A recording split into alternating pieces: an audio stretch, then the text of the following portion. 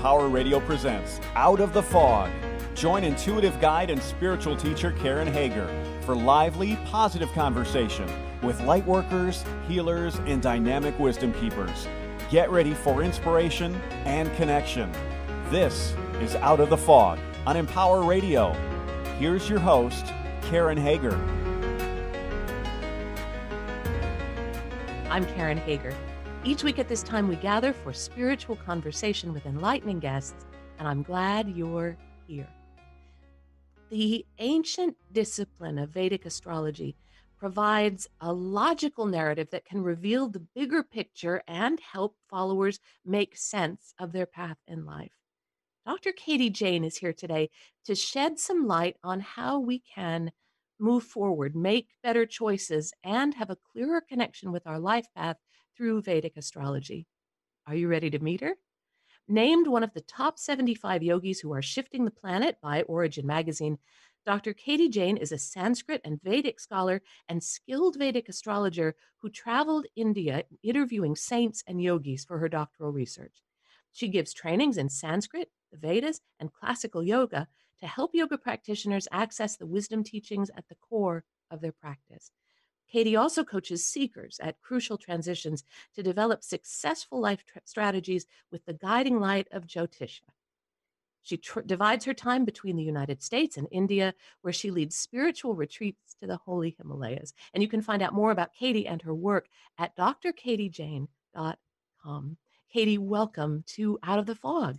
Oh, I'm so delighted to be here and talk about my favorite subject. Oh, why is this your favorite subject? It sounds like this is something that changed your life. Why is this your favorite subject? It's my favorite subject because it answers such important questions that all of us have, which is, who am I and why am I here? And it answers those questions with such profound accuracy that even though I've been immersed in this for 20 years, it still fascinates me. What is Vedic astrology? How is it different than what I'm used to? Yeah, that is such a common question. Almost everybody asks me that. They usually ask, how does it differ from regular astrology? and really, the word astrology, I think, is problematic. I mean, there is no other translation that we have in English for this system of knowledge that comes from the Vedic tradition of India, which is called Jyotisha in Sanskrit. And Jyotisha means to awaken or to enlighten. And it's not something so dramatic as that sounds. It's more like what Viktor Frankl is quoted as saying, the light of a match once lit that changes the darkness forever. That's, I think, a beautiful way of understanding what Jyotisha is. And, more formally, we could say that it's a system of self-knowledge to answer those questions, who am I and why am I here, in reference to something that we don't usually look to answer those questions, namely very, very distant stars and planets. So the astrology part, how this translates into astrology is it translates the pattern of stars and planets that were arrayed above you according to a calculated zodiac that translates into your life script. And I mean, this is mind-blowing. I mean, how do we make that correlation? And the only explanation is that the Vedic people possessed what we could call more of a quantum worldview, that the part contains the whole. So there is no fundamental separation between you and very, very, very distant planets and stars in that particular paradigm.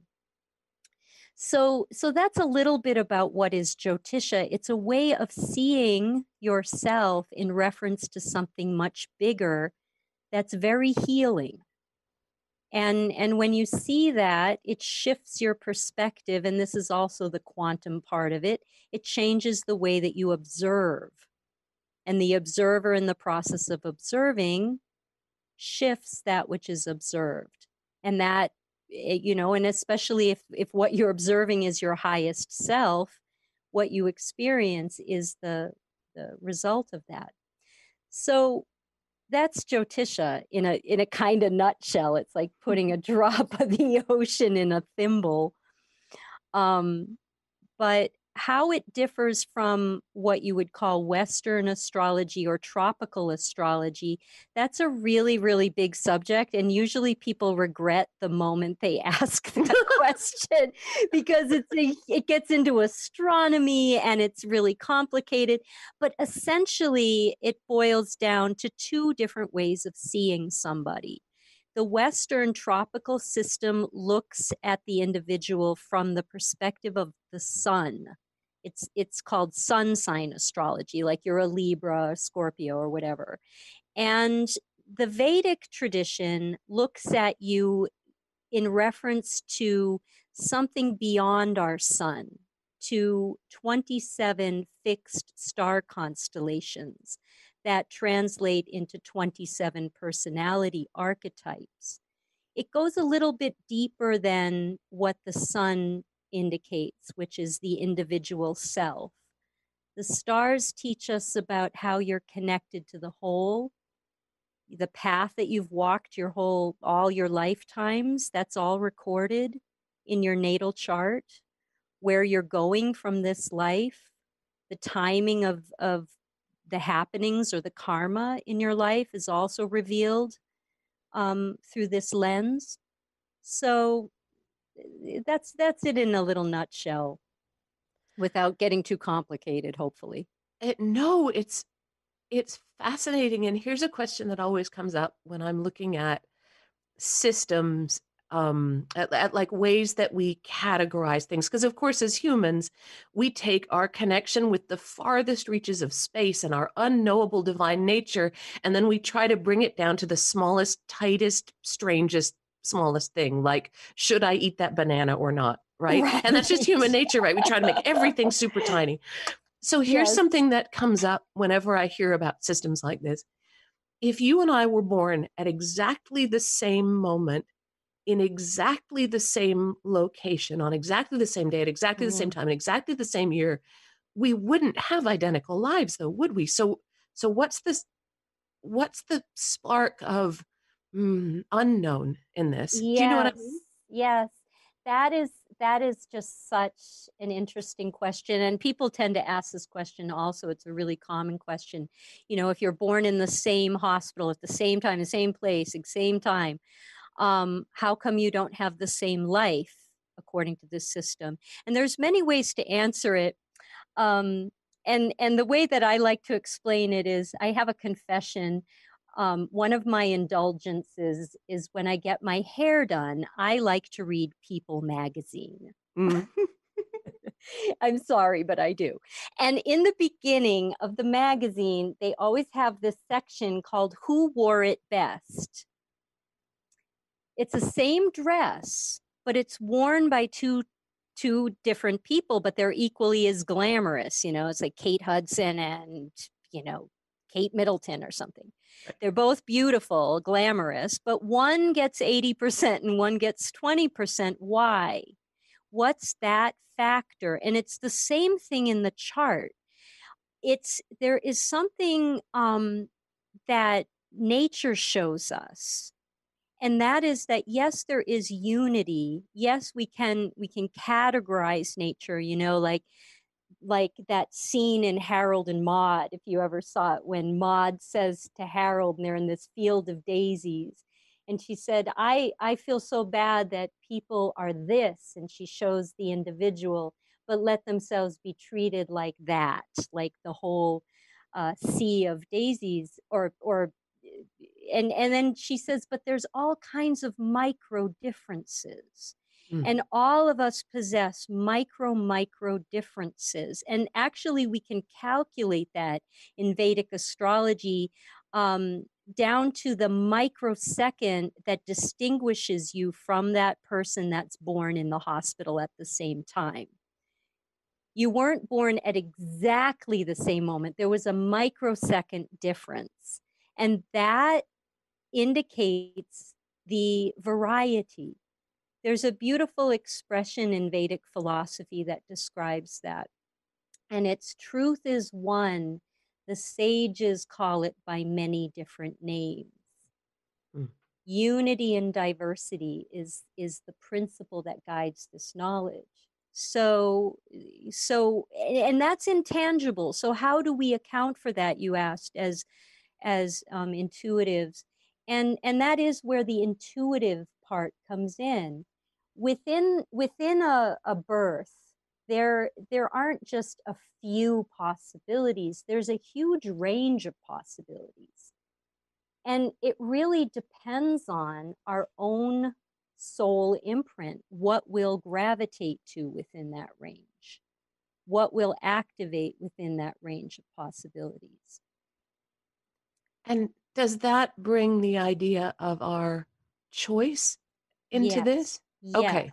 Yes. It's the other thing about astrology is people tend to think of it as taking away their free will, that I'm just confined to this, or Mercury's retrograde, so my life is screwed up today. Or, you know, people Mercury's always retrograde. I don't know what's up with that, but okay. Oh, it's, well, you know, this is spiritual bypassing, in my opinion.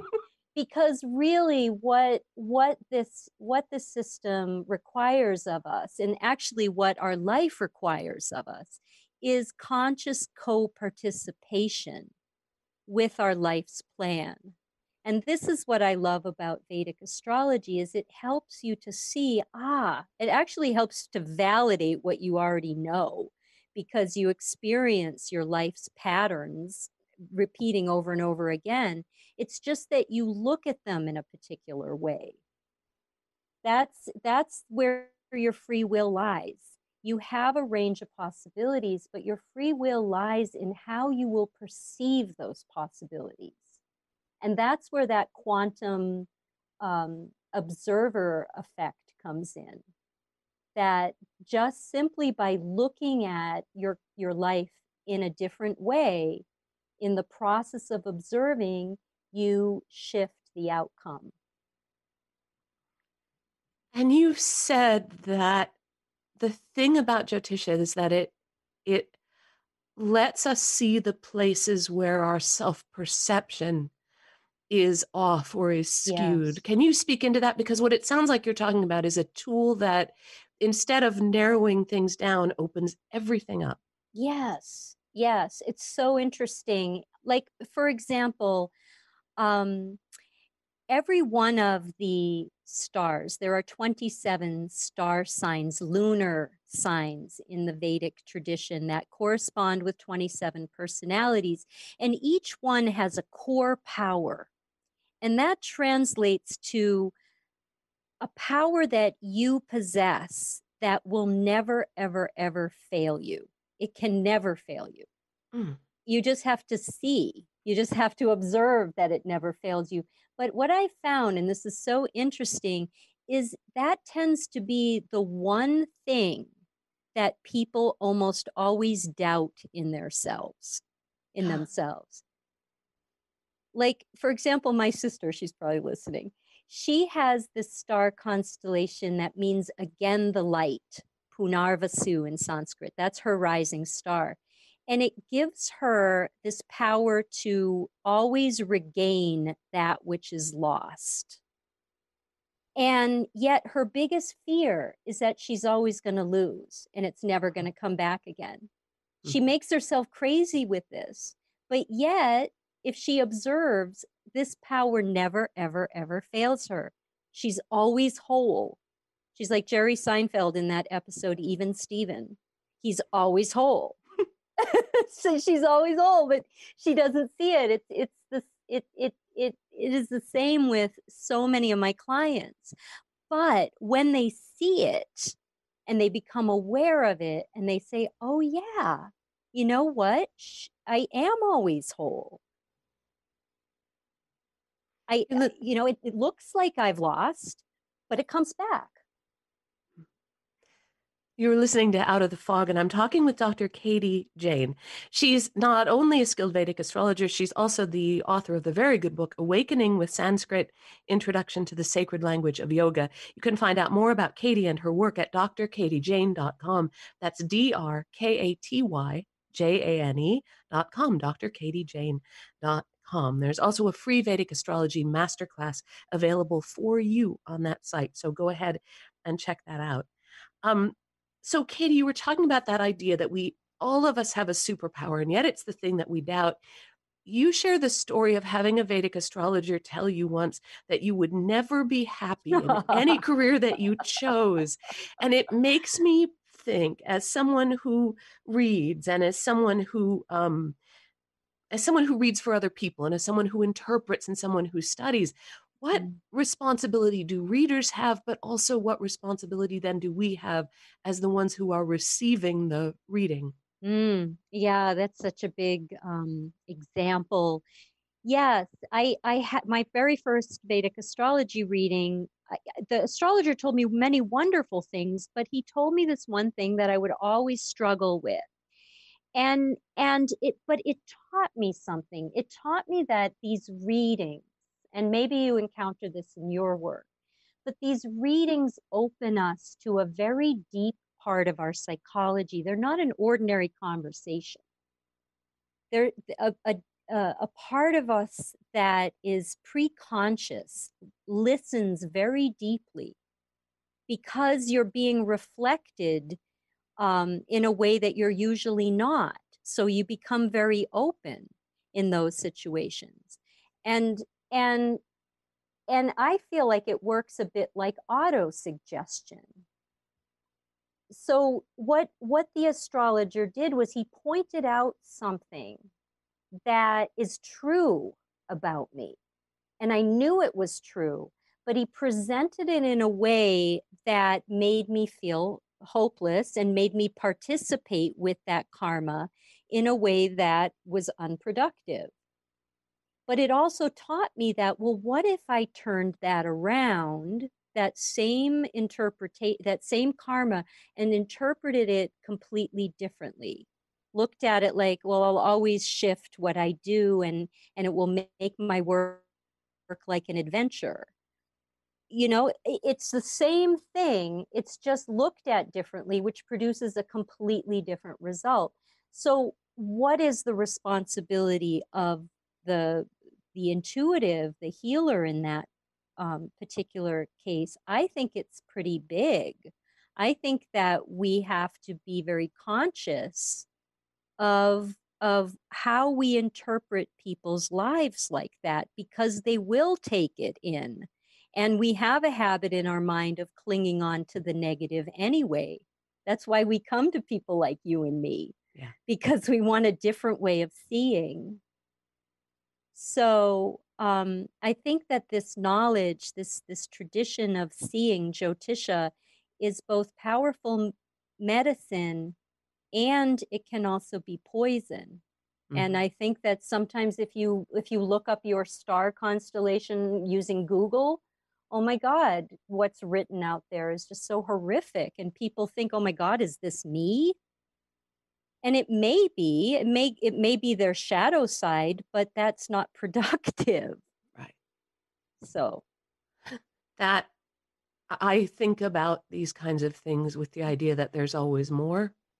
That nothing anyone can say, no category anyone puts on me, no pronouncement a reader makes, that's maybe a starting point, but there's always more, right? That can always be expanded. You can always go deeper. You can always feel into it. You can always discern it, look at it from every angle.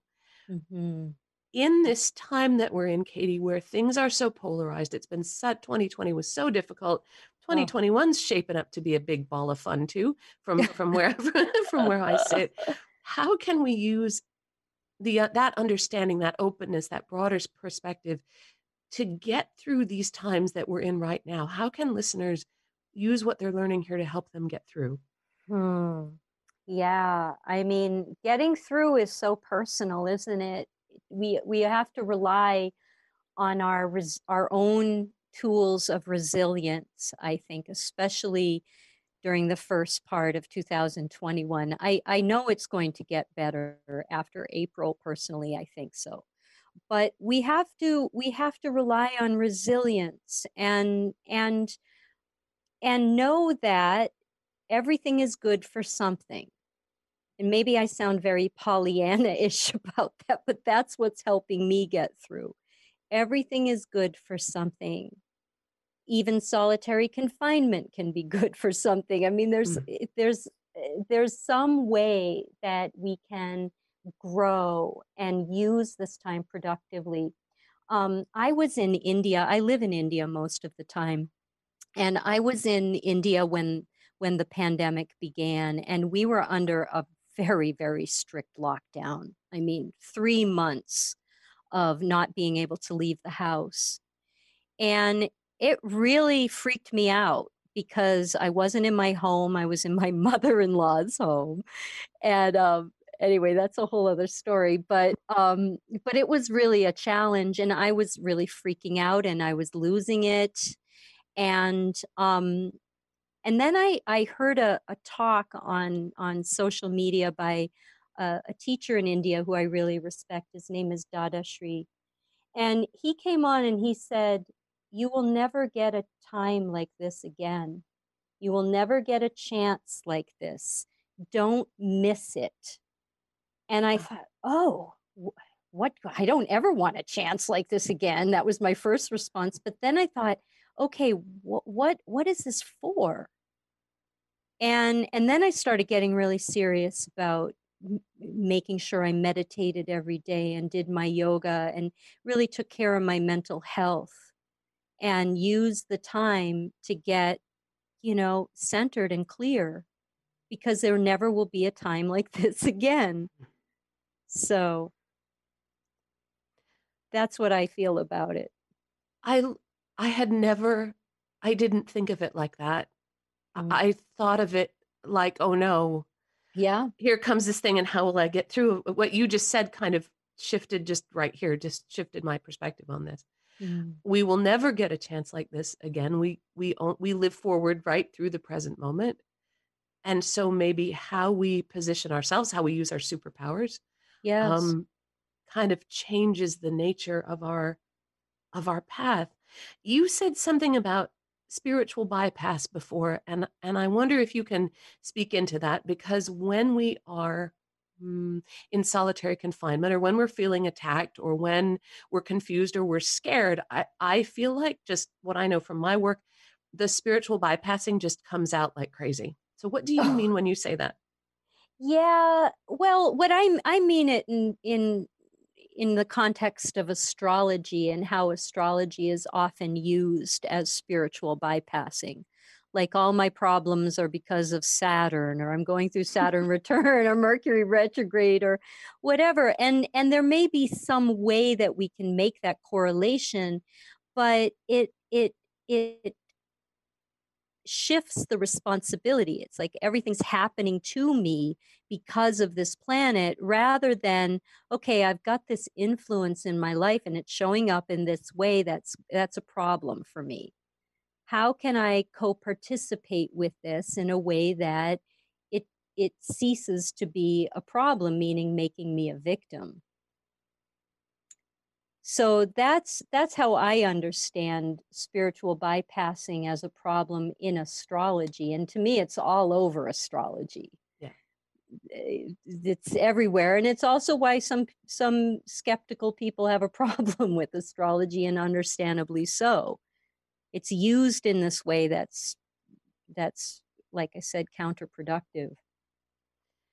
For listeners who want to get a deeper understanding, how would someone start with this?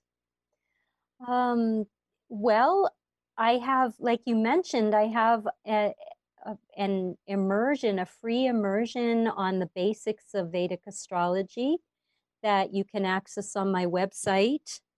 And even every day, if you'd like to connect with me on Instagram, I have a moon horoscope, which describes where the moon is transiting every day and my comments on it. And that's at Rising Star Astrology on Instagram. Oh, so I'm just writing that down for my own personal use. So, so Rising Star Astrology on Instagram. Yeah. So in these, then it's making me feel like in these 27 archetypes, there's also room for the movement of the moon. There's room for the ebb and flow of as we grow and as we mature and as we learn more about ourselves. So it feels to me like this is a living system, not something that locks you in. Oh, of course. Oh, yes. It's a living system. And I mean, I've just described the just tip of the iceberg. It's a huge universe of knowledge. It's and even the tip of the iceberg is fascinating because it opens a way of looking at yourself and in relation to the universe that we never really think about. Why don't we think about that? I mean, why don't we though? Why do we know what our superpowers are, but that's the thing we're the most afraid of? Why do we make everything tiny when we could have a galaxy? I don't know. I mean, I think it's just part of how we're projected upon from the moment we're born. Oh, it's a girl, it's a boy. Let's call her Karen, and all of the qualities that Karen's supposed to manifest and all the abilities she's supposed to exhibit. And when she doesn't, she's a big failure. I mean, that's the conditioning. And I think this is why Jyotisha was given as a gift to humanity. In India, traditionally, when a child is born, their horoscope is cast. And it's, I think, an owner's manual for the parents to understand, okay, what aptitude does this child have? What um, obstacles may they face, and how can we help them through? And I mean, it becomes a real tool for understanding those who you're related to as well. But I know we're coming down to the end of our time together, and I want to give you a chance to just do the part where you say where people can find you and what classes you're offering and where you and say all of those things, please. Okay. Well, yeah. So if you really want to learn Vedic astrology, I have a membership called the Rising Star Collective, and every month you'll get a new lesson. So you can find out about that through my website, drkatyjane.com, drkatyjane.com. And I have other courses there too you can check out on Sanskrit and other topics related to Vedic astrology. Wonderful. And that free masterclass is there as well. Yeah. Yeah. Perfect.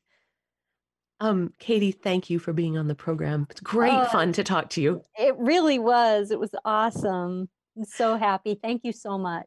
You're very welcome. That is Dr. Katy Jane. She is the author of Awakening with Sanskrit, Introduction to the Sacred Language of Yoga, and she's a skilled Vedic astrologer. You can find all the good stuff we talked about at drkatyjane.com. That's drkatyjane.com. You can also check her out at Rising Star Astrology on Instagram. There's a free Vedic astrology masterclass for you at drkatyjane.com, and she offers other classes and memberships as well.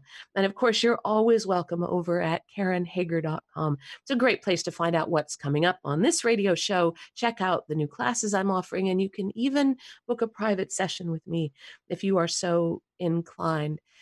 When things get narrow, when things get dark, when things get tight or strange, sometimes it helps to open up, to bring more light onto your path. I feel like what I do in my intuitive work is that I take my giant flashlight, and with you holding my hand, we go together and we shine that in the corners where maybe you can't see as clearly. So if you're interested in a little bit of intuitive guidance, if you'd like to hold the light with me, that's all at karenhager.com.